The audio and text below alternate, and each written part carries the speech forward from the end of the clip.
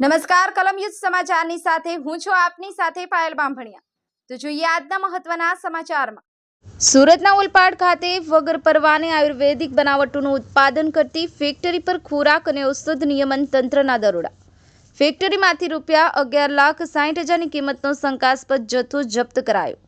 શંકાસ્પદ જથ્થાના 15 નમૂના લેવાયા। ખોરાક અને ઔષધ નિયમન કમિશનર ડોક્ટર એજી કોસિયા સુરતના ઓલપાડ ખાતે પરવાના વગર આયુર્વેદિક બનાવટોનું ગેરકાયદેસર રીતે ઉત્પાદન કરતી ફેક્ટરી પર રાજ્યના ખોરાક અને ઔષધ નિયમન તંત્ર દ્વારા દરોડા પાડવામાં આવ્યા હતા, જ્યાં મળી આવેલા શંકાસ્પદ જથ્થાના આશરે 15 જેટલા નમૂના લઈ બાકીનો ₹11,60,000નો શંકાસ્પદ જથ્થો જપ્ત કરવામાં આવ્યો છે, તેમ ખોરાક અને ઔષધ નિયમન કમિશનર ડોક્ટર એજી કોસિયાએ જણાવ્યું હતું।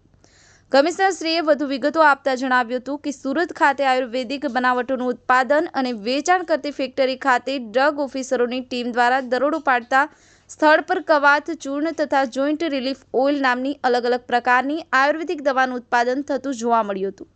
પૂછપરછ કરતા જોગી હર્બાસ્યુટિકલ દ્વારા પરવાના કે લાયસન્સ મેળવ્યા વગર આવતા તાત્કાલિક ઉત્પાદન બંધ કરાવી અને ફેક્ટરી સીલ કરવામાં આવી હતી।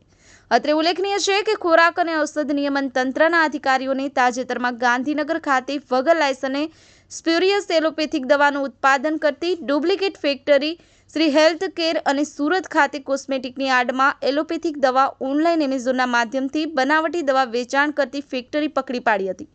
આ ઉપરાંત ભાવનગર ખાતે પણ ઓનલાઈન એમેઝોનના માધ્યમથી બનાવટી કોસ્મેટિક બનાવટના કોઈપણ જાતના લાયસન્સ વગર ઉત્પાદન કરતી પેઢીઓ પર દરોડા પાડી લોકોના સ્વાસ્થ્ય સાથે છેડા કરનાર અને ગુનાહિત પ્રવૃત્તિઓમાં સંડોવાયેલા ઇસમો સામે કડક પગલાઓ લીધા હતા।